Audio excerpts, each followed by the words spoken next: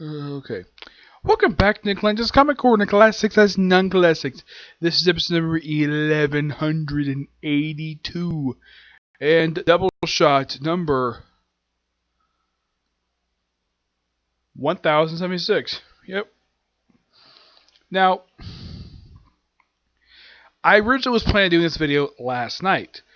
But the reason why I didn't get a chance to record this last night, because it was getting very close to 11 o'clock last night. So I figured, though, do it first. Okay, I got two Avengers trades. First up, it is Secret Avengers, Fear Itself. Yeah, I think this is the third trade that collects the Fear Itself tie-ins. The other ones else I have reviewed the new Avengers tie-in to Fear Itself, and Fear Itself Spider-Man, to contain the 3-issue miniseries Fear Itself Spider-Man and Fear Itself FF. Those of you probably asking, Nick, what the heck is Fear Itself? It was a crossover that happened 9 years ago. No joke, this happened in 2011. This is by far, when people think of that particular year, people think of this story.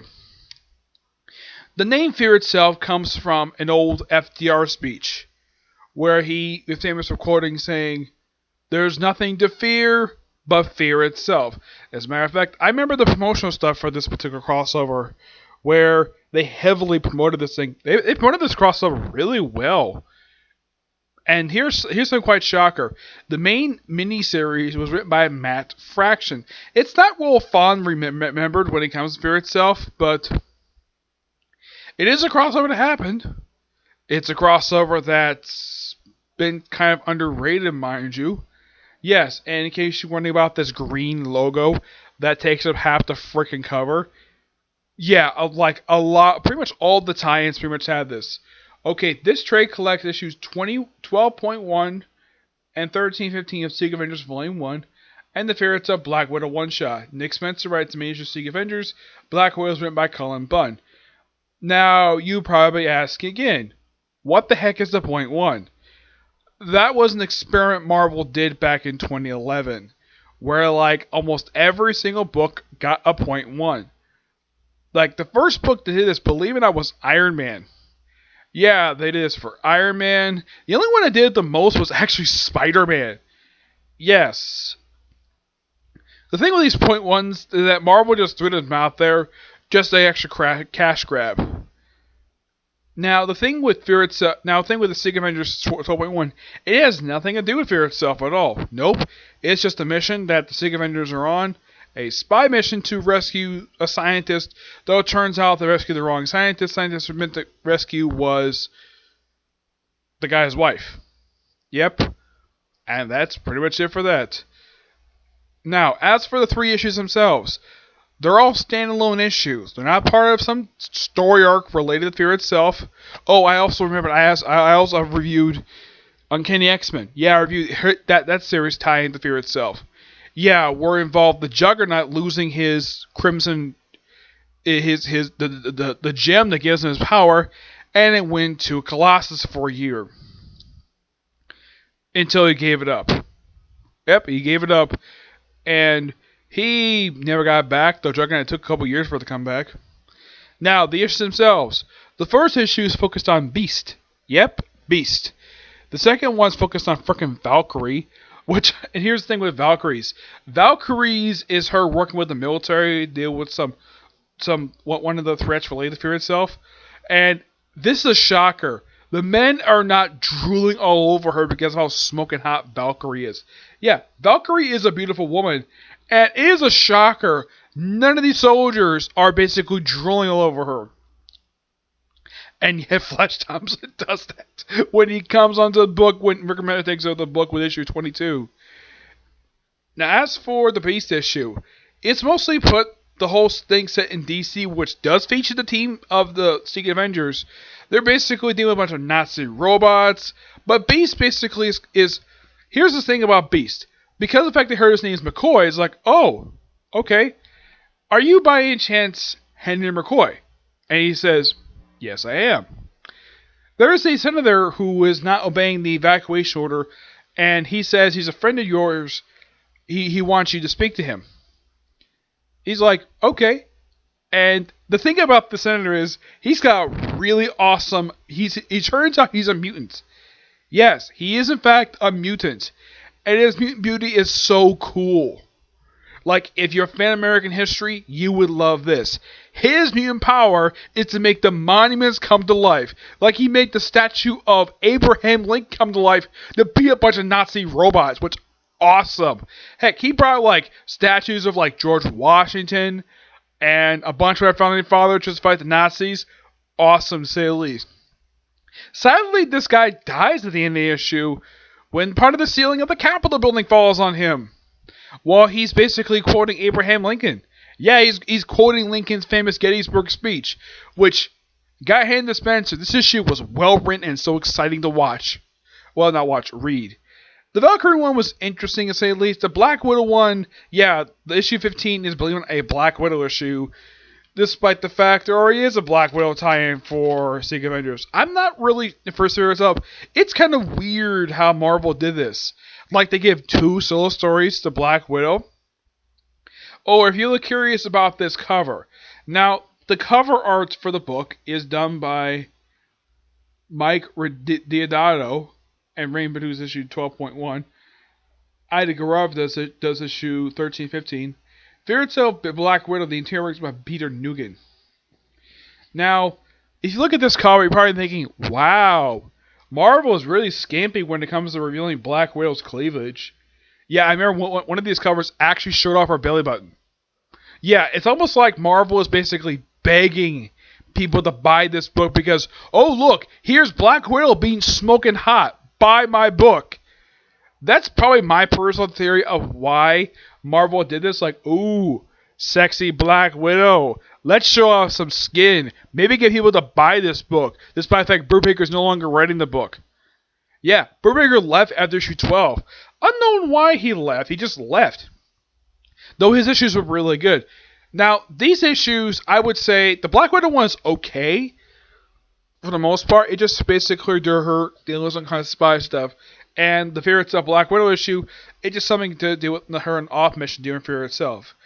Now, I should point out, though, is that by the time Rick Remender comes in the book, this roster changes. Yep. But this book overall is really good. Give this book roughly a 9 out of 10. Damn good. Now, here's kind of the strange thing. After Fear Itself, Steve Rogers takes the mantle of Captain America. Though, here's kind of the weird thing. In this book, he's still the super soldier. My guess is Warren Ellis didn't want to recognize that. At that point, he wanted to do one last mission for the Secret Avengers while Steve Rogers is still like the Commander Rogers persona when he's basically wearing this suit. Yeah, he probably wanted one last story arc to deal with it. And his was basically like a quick 6-issue story arc, and then, of course, Rick Remender takes over. With him taking over back as Captain America, he goes to the main Avengers team. But what about the people who have left this team? Well, apparently, when he left, he took their base, which was the Quinn Carrier. Yeah, the Quinn Carrier became a sort of his. Now, here's the thing about the Quinn Carrier. He actually owned that thing. Yeah, it's actually his personal property. And with him not part of Secret Avengers anymore, they lose that vehicle. So, in this place, here's kind of the interesting thing. This becomes the only Avengers team to, get this, have their base be a space station known as the Lighthouse, which is so awesome. And of course, this is Rick Remender's idea to do this. Surprisingly, the main team Avengers has still not done this. I'm like, really? So, it takes a Black Ops team of Avengers to get their own space station, but not the main team? That's like utter bullcrap right there. Like, heck, they even had the main team have had their base on an island. And the new Avengers and US Avengers done the same thing. But who else left the team by the time Rick Remender came in the book? Well, Sharon Carter left the team. So did War Machine and Moon Knight. Yeah, Moon Knight left. Do not know why he left for. It's kind of weird. My guess is because maybe, and this is just my personal theory, I think Bendis wanted to give him his own solo book, so he didn't want to be part of the Secret Avengers anymore. Okay, fine. War Machine. My personal theory, the reason why he was removed from the book was because Matt Fraction had plans for him in the Iron Man title, being a supporting character. Sharon, because she's Cap's girlfriend, so she left. Yeah, she continued being a supporting character in his book up until 2014, where she apparently died, and then she came back as no lady. And here's the strange thing. They've restored Steve Rogers being young, but apparently they can't do that for Sharon Carter for some reason. I have no idea why. It is so bizarre. The fact that it is basically kind of cheap for Marvel to do this, where they de-age Cap, but not his girlfriend, who at one point was one of the most beautiful women in Marvel Comics, and now she's no lady. Okay? Make up my Marvel. Hopefully Nick Spencer, the writer of the book, who's also writer of Black Widow, Black Panther, hopefully he comes with the idea, finds a way to de-age her, because her being old is getting kind of old. That's one thing I think a lot of people agree, that if you're going to de-age Cap, why not de-age his girlfriend? Yeah, okay. Next up it is, technically this is not the final trade for this series, but it is the final trade for this original Radio's run. This is Avengers World from Nick Spencer. Yep, Nick Spencer. Yeah, just by sheer coincidence, 2 Nick Spencer trades. Though this was the only one he did for this volume, though he does come back for Volume 2. My guess is Marvel they must have been very happy with the way these issues turned out, and probably because the sales probably did good. That or he asked to do the second volume of the series, but he left after just 15 issues. Actually, it was like 16 he left. Now, this is technically the end of his run for Avengers World.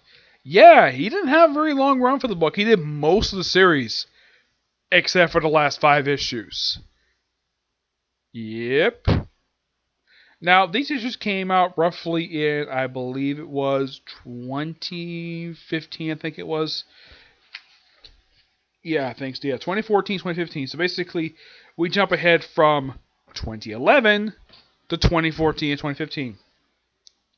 Now, the main story of Avengers World, the one thing that basically grasps people into this series, pretty much wrapped up with issue 14. Yeah, after just 5 issues.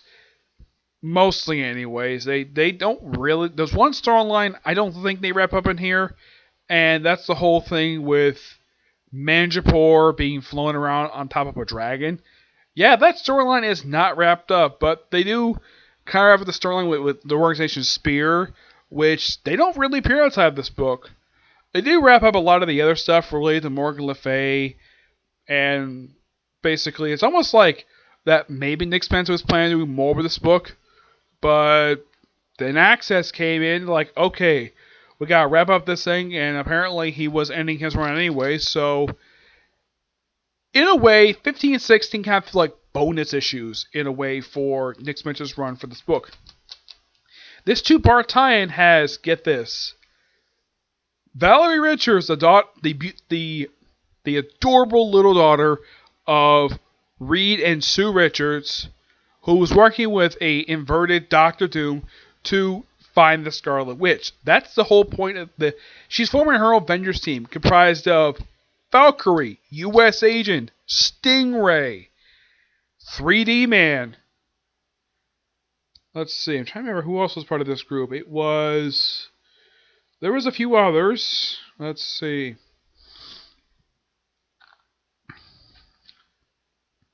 Oh yeah, she also recruited, I kid you not, Eliza Bloodstone. Now, of these people, I would say all of them have been on Avengers team at some point, except for Eliza Bloodstone. So, it is so cute, the fact that it was... Now, U.S. Agent, his reaction... Now, the first person she recruited was Eliza Bloodstone. Probably because she wanted someone who's not that well known. Though, I have heard some people describe that they've heard of these characters as C-listers. Valkyrie is not a C-lister. So, they go out, and their mission is to find the Scarlet Witch. And their base is Doctor Doom's castle for this storyline. And they do find her. And what was the whole point of this storyline? Well, it just mostly deals with something that goes on in the main book. Yeah, if you wonder why in the main book they're able to find that they never had an on-screen explanation of how in the world they found the Scarlet Witch together, basically what happened during the final issue of the storyline, this two-parter does explain it. But the best thing about this storyline is that it does set up a potential spin-off series that, well, for Scott Lang as Ant-Man. This book brought back, a character who had been dead at this point for about 3 years. Cassie Lang, aka Straxure.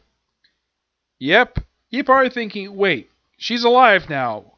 When did she die? Like, what book did she die in? Oh, I give this book roughly 89.5 out of 10. Fantastic book. Yeah, she died in the book Shodan's Crusade, believe it or not. A book that took 2 years to come out. Because for some reason the book would suffer through delays, and also Marvel came up with a really dumb idea to release this book once every 2 months.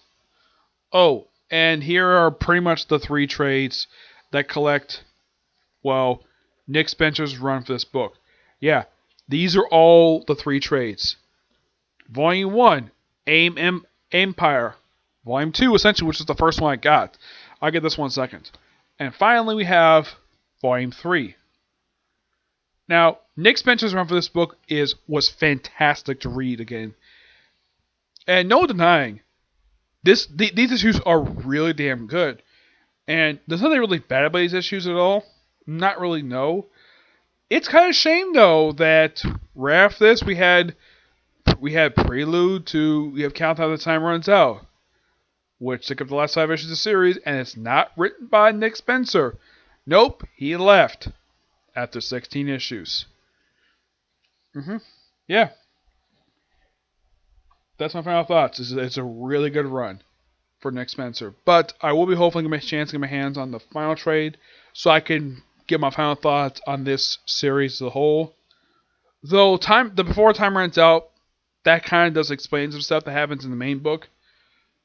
Now, if you're curious though, was there any new characters made debut in this series? Well, there's the daughter of the swordsman. She made her debut in this series.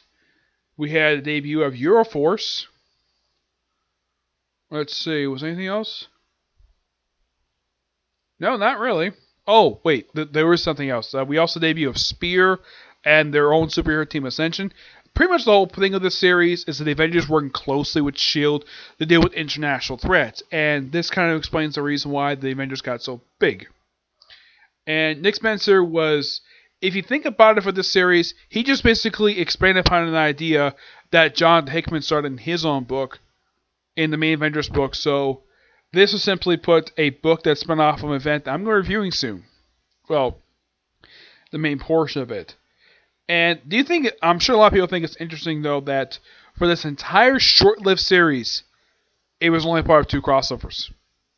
The first 16 issues are very self-contained, which that was really good. The only thing I thought was really weird about the trades of the series is, now the first trade, here's how they collected it, okay? First trade, the first 5 issues plus the story for All New Marvel Now .1, which made sense, because it's just a setup story for this series. This one only contained issues 6 through 9 and 3.1, which is just a Hyperion issue. And this one contained issues 10 to 16, but the final trade contained issue 34.2. Yeah, it's just another spotlight story on one of the characters. I will be eventually getting Time Runs Out, the 4th volume of the trade series, to my final thoughts on the overall series of Avengers World, but fun series overall, okay? So that's it for this review. I have 2 more videos I'm going to do today. Next one is going to be a One Piece review, and the next one after that soon will be a review of the newest episode of Black Clover. Yep, but do this next video. Bye.